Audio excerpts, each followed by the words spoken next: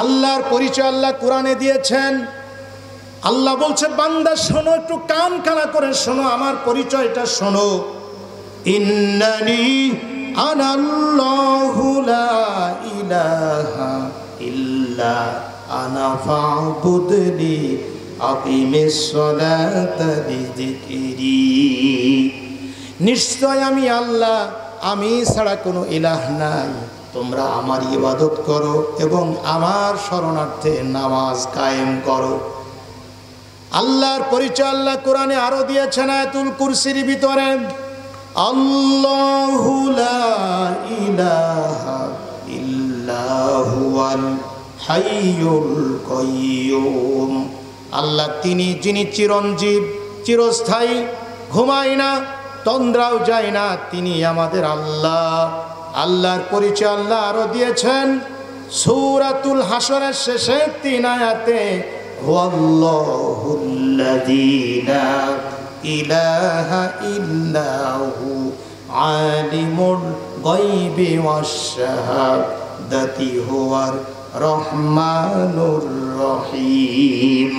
আল্লাহ হচ্ছেন তিনি যিনি প্রকাশ্যটাও দেখেন, গোপনটাও দেখেন। এই যে আমাদের যে দুই দিকে সামিয়ানা টাঙ্গানো রয়েছে, পর্দা দেওয়া রয়েছে, পর্দার বাহিরে কে দাঁড়িয়ে আছে আমরা তো কেউ বলতে পারবো না, কিন্তু আওয়াজ দিয়ে বলেন, বলতে পারবেন কে? বাংলাদেশের অসংখ্য জেলায় যিনি কোরআনের প্রচার করে, যেনার বক্তব্য শুনে অসংখ্য মানুষ নামাজি হয়েছে, অসংখ্য মানুষ দাড়িওয়ালা হয়েছে, অসংখ্য মানুষ পাগড়িওয়ালা হয়েছে, অসংখ্য মানুষ রাসূলের সুন্নাতের উপরে আমল করার তৌফিক পেয়েছে। আমাদের সে উস্তাদ তুল্য জনাব হযরতুল আল্লাহ হযরত মাওলানা ইউনুস আলী সাহেব কুষ্টিয়া, হুজুরের জন্য প্রাণ খুলে দোয়া করি। আল্লাহ পাক তিনাকে যেন শাফায়ে কামিলা হাসিলা দান করেন, আল্লাহ পাক তিনাকে যেন জাযা খায়ের দান করেন, সবাই বলুন আমিন। বিশেষ করে আজকের এই মাহফিলে বিশেষ অতিথি হিসাবে উপস্থিত থাকার কথা ছিল বিশিষ্ট সমাজসেবক জনাব শামসুল হক সাহেব। সম্ভবত এসেছেন কিনা আমি জানি না, ওনার জন্য আমরা প্রাণ খুলে দোয়া করছি। বিশেষ করে আজকের এই মাহফিলের প্রধান অতিথি, বরেণ্য মেহমান, এতদ অঞ্চলের মানুষের নয়নের মণি, অত্র এলাকার কৃতি সন্তান। আপনি জানেন আমি এক সময় আমাদের চাচার এখানে দীর্ঘদিন ছিলাম। আমি ভাঙাপুলে যখন থাকতাম, আমাদের শ্রদ্ধাভাজন চাচা জনাব রবিউল ইসলাম সরকার, সভাপতি ধরমপুর ইউনিয়ন বিএনপি, আমার চাচা খুব অসুস্থ, উনি অ্যাজমা রোগে আক্রান্ত। আপনারা জানেন, আসা ওনার খুব কষ্ট। আমি বলেছিলাম না চাচা আপনাকে একটু আসতেই হবে। তো যাই হোক, আমাদের অনুরোধে আপনাদের দাওয়াত পেয়ে অসুস্থ মানুষ তারপরও এসেছেন। আমরা ওনার জন্য দোয়া করছি, আল্লাহ পাক যেন ওনাকেও আল্লাহ পাক যেন শেফা দান করেন, সকলেই বলুন আমিন। অন্যান্য উলামায়ে কেরাম, সামনে বসা একান্তই আমার আপন জনেরা, পর্দার আড়ালে অবস্থানরতা মা এবং বোনেরা, আমি আরেকবার আপনাদের সকলকে নিয়ে আল্লাহ পাকের শুকরগুজার হচ্ছি।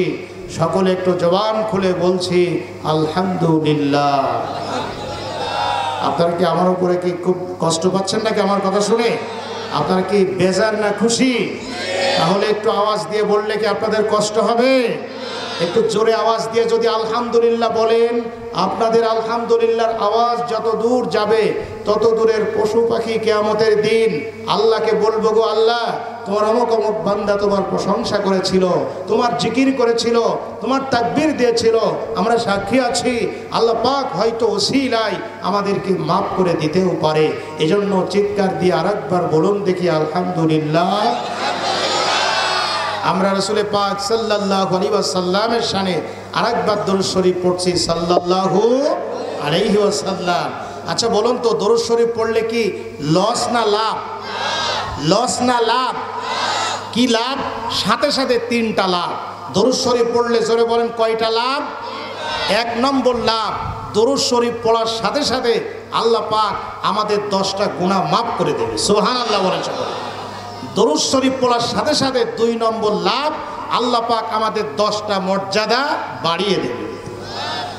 আর দরুদ শরীফ পড়ার সাথে সাথে 3 নম্বর লাভ, আল্লাহ পাক আমাদের উপরে 10টি রহমত নাজিল করবে। এজন্য আরেকবার পড়ুন সাল্লাল্লাহু আলাইহি ওয়াসাল্লাম। সম্মানিত ভাইরা, আমি হুজুরকে অনুরোধ করে এই 10 মিনিট বসিয়েছিলাম। হুজুর চলে যাচ্ছিল, তো আমি একটু এখন আপনাদের কাছে বলবো, হুজুর অসুস্থ মানুষ, উনি এখন যাবেন, একটু খানা খাবেন, তারপরে উনি আল্লাহর দরগা মাদ্রাসায়, আমার যে প্রাইভেট গাড়ি আছে, আমি হুজুরকে বলেছি যে আমার 2 হুজুরকে, আমার ড্রাইভার সাহেব রেডি আছে, ওনারা প্রাইভেট গাড়িতে মানে একবারে মাদ্রাসা বা হুজুরের বাসায় যাবে।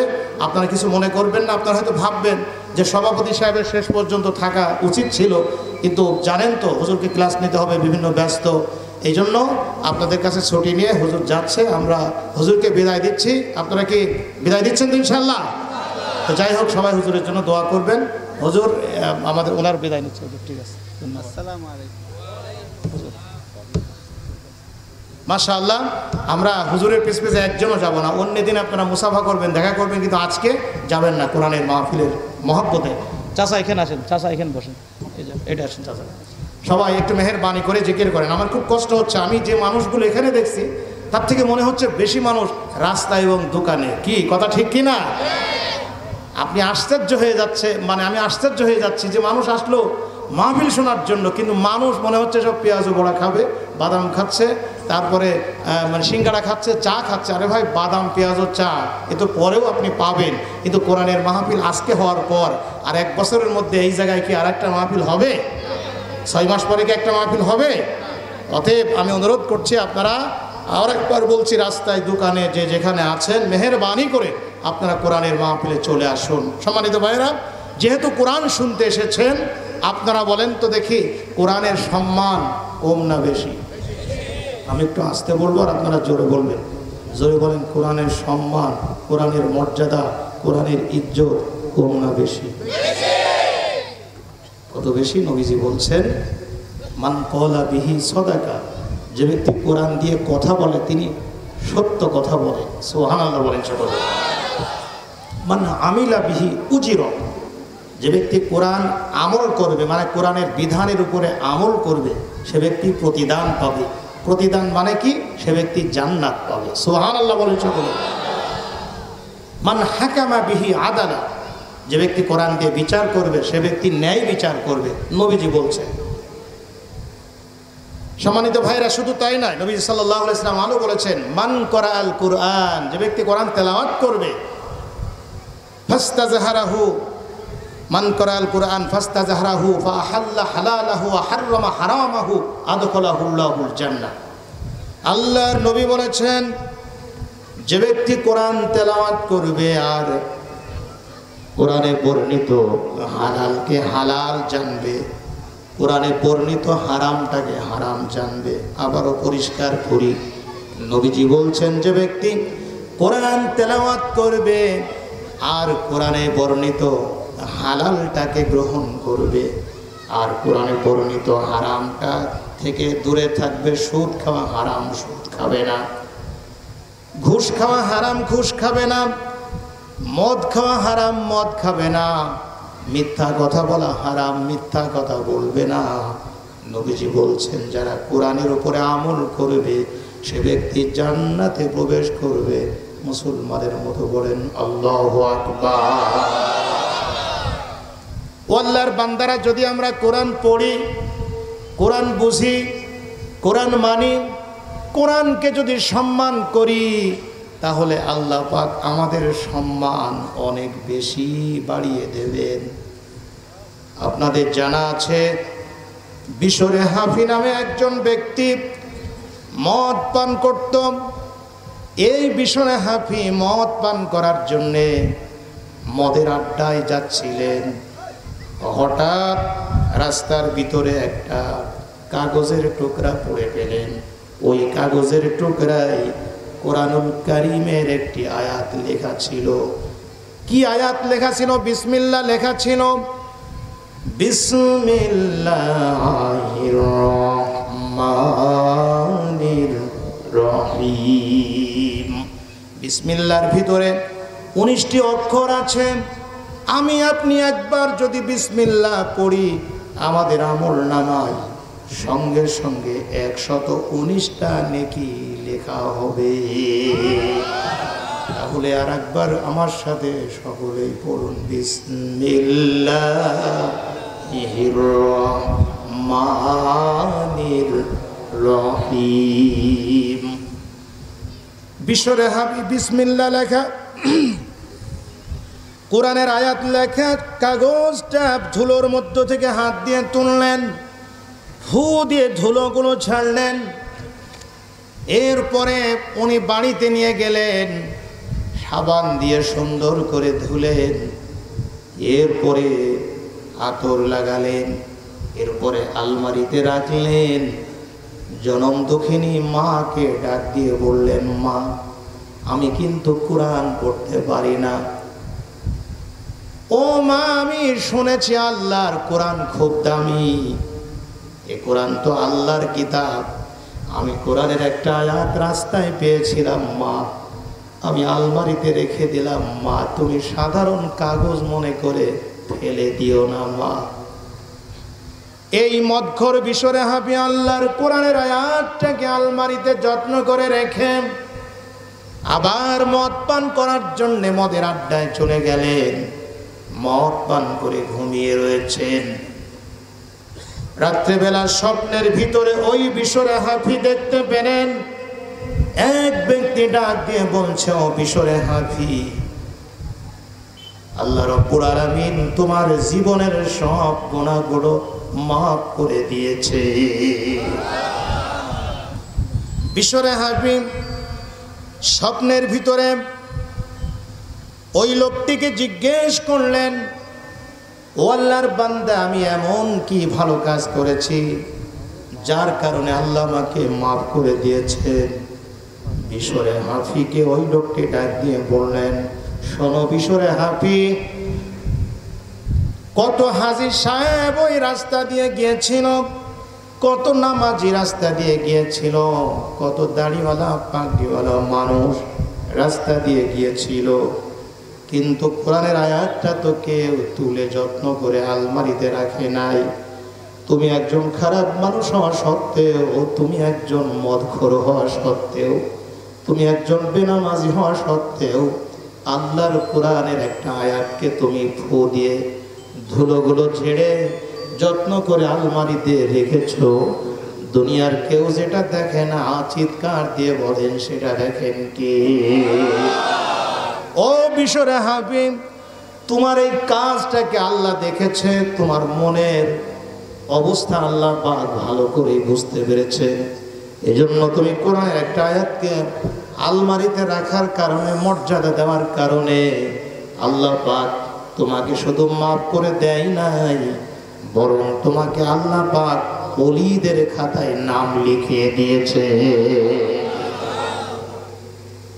সম্মানিত ভাইয়েরা, আল্লাহর কোরআনের আয়াতকে সম্মান করলে আল্লাহ এইভাবে মর্যাদা বাড়িয়ে দেয়। কোরআনের আয়াতকে অসম্মান করলে আল্লাহ পাক দুনিয়াতেই শাস্তি দেয়। আওয়াজ দিয়ে বলুন ঠিক কিনা? যার বাস্তব প্রমাণ আপনারা বর্তমানে দেখতে পাচ্ছেন। আওয়াজ দিয়ে বলুন ঠিক কিনা? এই জন্য কোরআন পড়তে হবে, কোরআন বুঝতে হবে, কোরআন মানতে হবে। দুনিয়ায় শান্তি, আখেরাতেও শান্তি হবে ইনশাআল্লাহ। আপনারা কি খুব বিরক্ত হচ্ছেন নাকি? খুব, আমি আপনাদের খুব কষ্ট দিলেও সর্বোচ্চ 1 ঘন্টা, এখন বাজে 10টা, 11টার মধ্যে দোয়া মোনাজাত হবে। আপনারা কি 11টা পর্যন্ত থাকতে পারবেন ইনশাআল্লাহ? কারা কারা থাকবেন না একটু হাত তোলেন। ও আচ্ছা, না বুঝতে পারেননি না, সবাই থাকবে। এই যে 2জন 3জন যে উঠলো, আপনারা জানেন মাহফিল থেকে ওঠাউঠি করলে কিভাবে পরিবেশ নষ্ট হয়। 2জন উঠলে তারপরে 4জন, তারপরে 5জন, এভাবে আস্তে আস্তে ওই যে কম্বলের উল বাঁচতে বাঁচতে কম্বলই খুঁজে পাওয়া যাবে না। এমনিতেই লোকজন আমাদের কম হয়েছে, আবার যদি আপনি 3জন মানুষ উঠে যান তাহলে আবু যার গিফারিকে অপমান করা হবে না, অপমান করা হবে আল্লাহর কোরআনকে। যদি বলবেন হুজুর কারণ, আমি বিশ্বাস করি আপনি বুকে হাত দিয়ে আপনার সত্য কথা বলেন তো, এই জায়গায় যদি মমতাজ গান বলতে উঠতো আর কেবলমাত্র 2টা গান হতো, কেবলমাত্র 10 মিনিট গান বলতো, আপনারা বলুন মমতাজ যদি বলতো আমি 1 ঘন্টা গান বলবো, 10 মিনিট গান শুনে এখান থেকে একজনও যেত না। আওয়াজ দিয়ে জোরে বলুন ঠিক কিনা? যদি শাকিব খান আসতো নায়ক, আর শাকিব খান বলতো এখন আমি ডায়লগ দেব, এখন আমি অভিনয় করব, 2 ঘন্টা অভিনয় করব, 2 ঘন্টা ডায়লগ দেব, আমার বিশ্বাস একজন যুবক এখান থেকে যেত না। আওয়াজ দিয়ে বলুন ঠিক কিনা? সম্মানিত ভাইয়ের, আমার কষ্ট এইটাই, আজ মানুষ মমতার গান শোনার জন্য ঘন্টার পর ঘন্টা বসে থাকতে পারে। শাকিব খান নায়ক আসবে, তাকে দেখার জন্য ঘন্টার পর ঘন্টা বসে থাকতে পারে। নায়ক পরিমণি আসবে, তার জন্য মানুষ ঘন্টার পরে ঘন্টা বসে থাকতে পারে, কিন্তু কোরআনের মাহফিলে বসে থাকতে পারে না। আমি মনে করি তাহলে আমাদের দেশের অনেক মানুষ যারা বসে থাকতে পারে না, ওরা হচ্ছে পরিমণির পাগল, ওরা শাকিব খানের পাগল, ওরা মমতাজের পাগল, ওরা আল্লাহর পাগল নাই, ওরা কোরআনের পাগল নাই, ওরা রসুলের পাগল নাই। আওয়াজ দিয়ে বলুন ঠিক কিনা? মান তাশাব্বাহা বিকওমিন ফাহুয়া মিনহুম। এই দুনিয়ায় যার পাগল আপনি হবেন, যার সম্পর্ক, যার সাথে আপনি সম্পর্ক করবেন, যাকে আপনি ভালোবাসবেন, তার সাথে আপনার হাসর হবে। আপনি যদি আলেমদের ভালোবাসেন, কোরআনকে ভালোবাসেন, ইসলামকে ভালোবাসেন, আল্লাহ রসুলকে ভালোবাসেন, আল্লাহ রসুলের সাথে, আলেমদের সাথে, নামাজিদের সাথে, দিনদার পরেজগার মানুষের সাথে আপনার হাসর হবে। আর আপনি যদি অন্যান্য যারা হাবি জাবি তাদের সাথে আপনার সম্পর্ক বেশি হয়, তাদের সাথে আপনার হাসর হবে। এই জন্য এর থেকে ভালো কথা তো আর হতে পারে না। অনেক জায়গার মাহফিল রাত 12টা পর্যন্ত হয়, 1:30টা পর্যন্ত হয়, লোক ক্লান্ত হয়ে যায়, মা বোনরাও ক্লান্ত হয়ে যায়। সেই দিক থেকে আপনাদের আমি সহজ করে দিলাম, 1 ঘন্টা মাত্র আপনাদের সামনে থাকবো, এরপরেও যদি উঠে যান, এটা আমি মনে করব আবু যার গিফারিকে, আপনার আবু যার গিফারির দেখে উঠছেন না, আসলে আপনার কোরআন শুনতে আপনার ভালো লাগে না। রাগ করলেন নাকি আপনারা? কোরআন যাদের ভালো লাগবে না, তাদের এতক্ষণ তো আমি বললাম যারা কোরআন ভালোবাসবে, কোরআনের মাদ্রাসা যারা ভালোবাসবে, কোরআনের আলেমদের যারা ভালোবাসবে, আমি বললাম তাদের মর্যাদার কথা। এবার আপনারা শোনেন, যাদের কোরআন পছন্দ হবে না, কোরআনের মাহফিল যাদের ভালো লাগবে না, কোরআনের আলোচনা যাদের ভালো লাগবে না, আল্লাহ বলছে তাদের ব্যাপারে, আল্লাহ বলছে তাদেরকে আমি আল্লাহ 2টা গজব দেব। কোরআন বিরোধীদেরকে আল্লাহ কয়টা গজব দেবে? 2টা। একটা দুনিয়াতে আল্লাহ গজব দেবে, আর একটা গজব হবে কিয়ামতের ময়দানে। আল্লাহ কোরআনুল কারীমের মধ্যে কোরআন বিরোধীদের ব্যাপারে বলছেন। এবার এতক্ষণ তো কোরআন যাদের ভালো লাগবে তা বললাম, তারা আল্লাহর ওলি হয়ে যাবে, তারা আল্লাহর জান্নাতে যাবে। আর যারা কোরআন ভালোবাসবে না, তাদের ব্যাপারে আল্লাহ বলছেন ওমান আ'রাদা আন যিকরি ফাইন্না লাহু মাঈশাতান যানকা ওয়া নাহশুরুহু ইয়াওমাল কিয়ামাতি আ'মা। আল্লাহ বলছে যারা কোরআন থেকে দূরে সরে যাবে, তার মানে কোরআনের ওয়াজ যাদের ভালো লাগবে না, আল্লাহ বলছে কোরআন যাদের পছন্দ হবে না, আল্লাহ বলছে ওদেরকে আমি আল্লাহ 2টা গজব দেব। আমি আল্লাহ পাক ওদের দুনিয়ার জীবনটাকে অশান্তিময় করে দেব। কোরআন বিরোধী মানুষের টাকা থাকবে, গাড়ি থাকবে, বাড়ি থাকবে, কিন্তু দুনিয়ায় সে সাংসারিক জীবনে, পারিবারিক জীবনে কোনো জায়গায় সে শান্তি পাবে না। আমার বন্ধুগণ, কোরআন বিরোধী মানুষ যে দুনিয়ায় শান্তি পাবে না, তার বাস্তব প্রমাণ হলো ফেসবুক এমপি ব্যারিস্টার। আওয়াজ দিয়ে জোরে বলুন ঠিক কিনা? উনি বলেছিল, যখন ভাস্কর্যের বিরুদ্ধে আলেমরা বক্তব্য দিয়েছিল, তখন উনি ওই আলেমদেরকে, মামুনুল হককে উনি আলবদর বলেছিল। শুধু তাই নয়, উনি বলেছিল যেই চেয়ারে জাতীয় সংসদে আলেমরা বসেছে, আমি ব্যারিস্টার ওই চেয়ারে বসব। আল্লাহ, তুমি কেন আমাকে অন্ধ বানালে? আমি তো অন্ধ ছিলাম না, আমি দুনিয়ায় সব কিছু দেখতে পেতাম, কেন তুমি এই কিয়ামতের কঠিন ময়দানে অন্ধ বানালে? আল্লাহ তখন ওই নাফরমানকে, গুনাহগারকে ডাক দিয়ে বলবেন, ওয়ালা কাযালিকা আতাতকা আয়াতুনা ফানাসিতাহা ওয়া কাযালিকাল ইয়াউমা তুনসা। আল্লাহ বলবে তোমার কাছে কোরআন ছিল, কোরআনের ওয়াজ করা হয়েছিল, কিন্তু তুমি কোরআন শোনো নাই, কোরআন পড়ো নাই, কোরআনের আলোচনা তুমি শোনো নাই, চোখ থাকতে কোরআন খুলে কোনো দিন পড়ো নাই। এই জন্য আমি আল্লাহ পাক তোমাকে অন্ধ বানিয়ে দিয়েছি। সম্মানিত ভাইয়েরা, এই জন্য কোরআনকে ভালোবাসুন, আলেম উলামাকে ভালোবাসুন, মাদ্রাসাকে ভালোবাসুন। আল্লাহ রব্বুল আলামিন আমাদেরকেও মর্যাদা বাড়িয়ে দেবে। আওয়াজ দিয়ে বলুন মারহাবা। সম্মানিত ভাইয়েরা, আমি আপনাদের সামনে অত লম্বা চড়া বক্তৃতা দেব না। ওই হুজুরটার মতো এক হুজুর রাত 3টে পর্যন্ত বক্তৃতা দেওয়ার পর চোখ বন্ধ করে মোনাজাত ধরেছে। লোকজন সব বাড়ি চলে গিয়েছে। ফজরের আজান শুনে হুজুর চোখ খুলে দেখে ময়দান ফাঁকা, একজন বসা। একটু বলেন তো কয়জন বসা? ওনাকে দেখার পর হুজুর খুব খুশি হয়েছে। ওনাকে দেখে হুজুর বলছে, বাবা তুমি একজন আল্লাহওয়ালা। উনি তখন বলছে, হুজুর আপনি বেশি ফাজলামি পারবেন না, আমি আল্লাহওয়ালা নাই, আমি হচ্ছি মাইকওয়ালা। মাইক যদি আমার না হয়তো আমিও থাকতাম না। তো যাই হোক, আমরা আপনাদের সামনে কোরআনুল কারীম সূরা কাহাফের 107 নম্বর আয়াত পড়েছি। এই সূরা কাহাফের মধ্যে আয়াত আছে 110টি। সূরাটি মক্কায় নাজিল হয়েছিল। আমি আয়াত পড়েছি 107 নম্বর আয়াত। জান্নাতে যেতে হলে আমাদের 2টা কাজ করতে হবে। আপনারা বলুন, আমরা কি আল্লাহর জান্নাতে যেতে চাই কি চাই না? জান্নাতে যেতে চাই না দুনিয়ায় এমন কোনো মানুষ নেই। হিন্দু হলেও, খ্রিস্টান হলেও, ইহুদি হলেও, বেনামাজি হলেও, সুদখোর হলেও, মদখোর হলেও আপনি তাকে জিজ্ঞেস করবেন তুমি কি জান্নাতে যাবে না জাহান্নামে যাবে? উনি বলবেন আমি জাহান্নাম নাই, আমি জান্নাতে যেতে চাই। পিছন থেকে ফ্যানটা হালকা দিয়ে।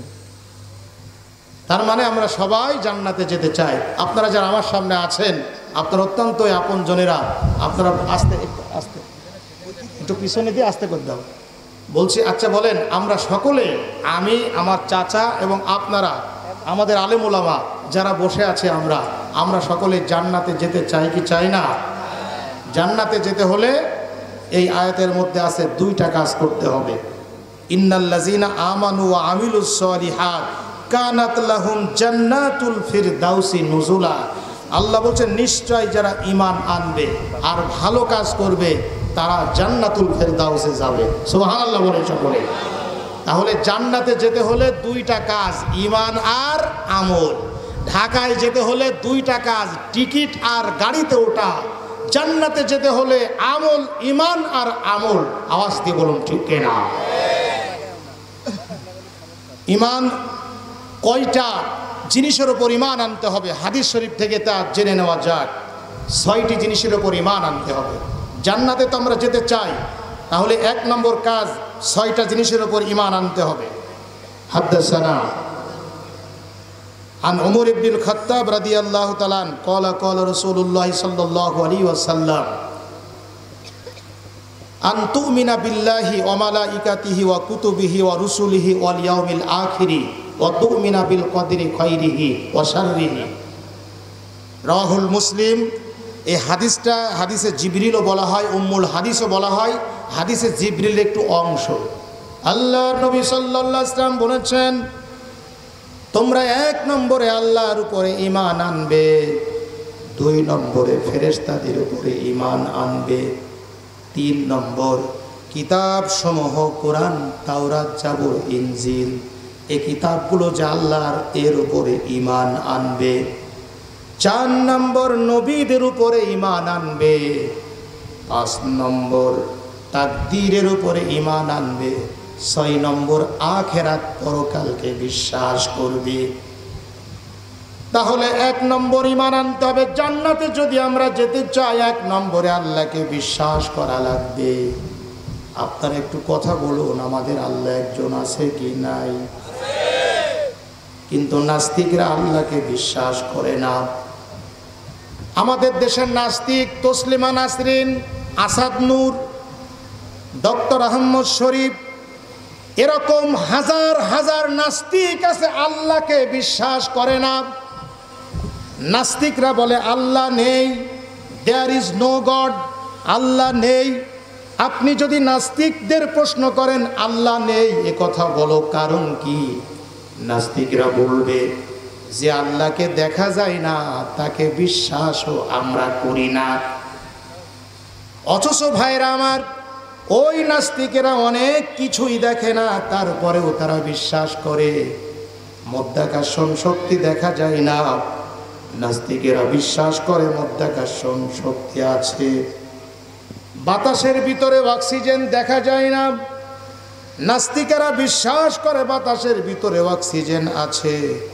তাহলে আমাদের বক্তব্য হলো, বাতাসের ভিতরে অক্সিজেন আর মধ্যাকর্ষণ শক্তি না দেখে যদি বিশ্বাস করা যায়, আকাশের মালিক, জমিনের মালিক, সাগরের মালিক, আমাদের মালিক, জান্নাতের মালিক, জাহান্নামের মালিক, খাওয়ানোর মালিক, বাঁচানোর মালিক, মৃত্যু দেওয়ার মালিক, ওই আল্লাহ রব্বুল আলামিনকে আমরা না দেখে বিশ্বাস করি।